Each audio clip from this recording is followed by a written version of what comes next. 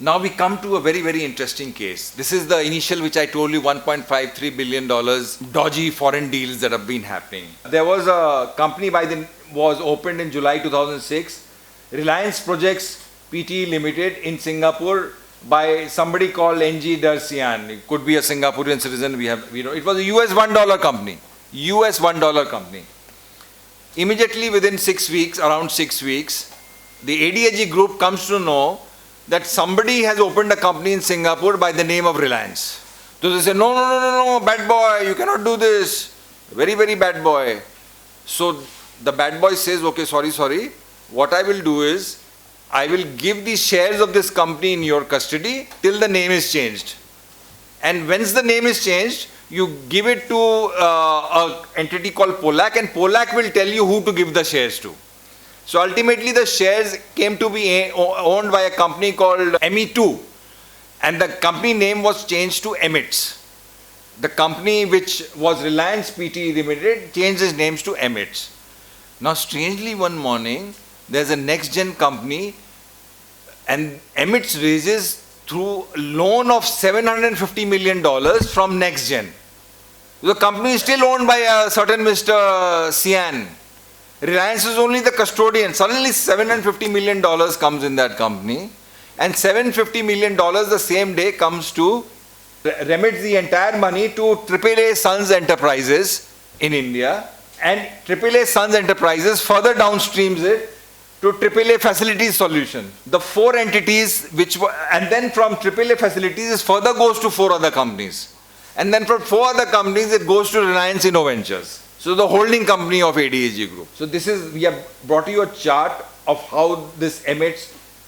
Reliance PT, it goes to AAA Sons, then AAA Facility Solutions, then it goes to 4 other companies, the amounts that moved, and finally it comes to Reliance Innoventures, the holding company. Now, your company which became EMITS, which remitted to AAA Sons, all of you know there's a FIRC certificate that the Reserve Bank of India issues, Foreign Inward Remittance Certificate. EMITS you would have issued a foreign inward remittance or whatever the bond, it came in the form of preference shares, etc., etc. EMITS, which gave $750 million to AAA Sons, has disappeared, is dissolved. These 4 downstream companies have merged and they have also disappeared. Only the beneficiary survives, which is the ADAG Group's Innoventure. So the money ultimately is there in the ADAG Group. Only the ADAG Group is enjoying the money. Who has given the money, why they have given the money, we don't know. But nobody is questioning where this $750 million disappeared. Why did it come? Why did it end up with ADAG Group? So as I said, EMITS is dissolved, the subsidiaries merged, and the trails were erased. Basically, he's removing the loops of how the money moved. Of course, let me tell you, the money moved here on the pretext of going to the Dadri project, which was a power plant in India. So it came on the pretext of Dadri, but end use was changed and something else happened.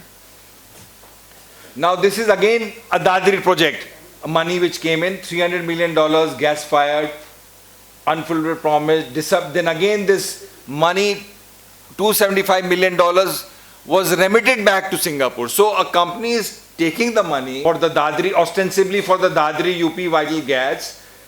The project never materializes. So the reason that you have showed for foreign FDI remittance is Dadri project never happens. So the money goes back to a Reliance subsidiary in Singapore, and then it is sort of provided for and written off, so to speak. No, and this business in the Singapore cell entities, no business. Ownership is 100% RNNL, which is a Reliance group company, funds written off. The entire 275 was provided for in the year 18-19. Now, external commercial borrowing diversions. Reliance Infrastructure diverted substantial portion of external commercial borrowing meant for the rivers. So another 300 million came in November 2006.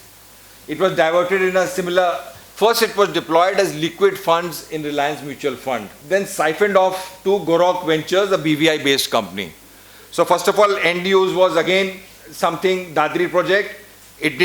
The fund was not utilized in the end use, what purpose for which the funds were raised. So you lied to whoever you raised the funds from. Funds were not used there. Then it was deployed in Reliance Mutual Funds, which itself is a FEMA violation. And then siphoned off to a BVI company. And so again, as I said, 300 million invested in Reliance Mutual Funds. ECB. Then there is another 150 million to external commercial borrowing. Again, all of it was sent, entire 500 million was sent back to Gorok Ventures. So in a shady BVI company. And later this shell company rebranded itself as Reliance Infra Projects, a cosmetic change. As you could see, this changing names and mergers is a Reliance ADAG trait. It's a sort of a DNA.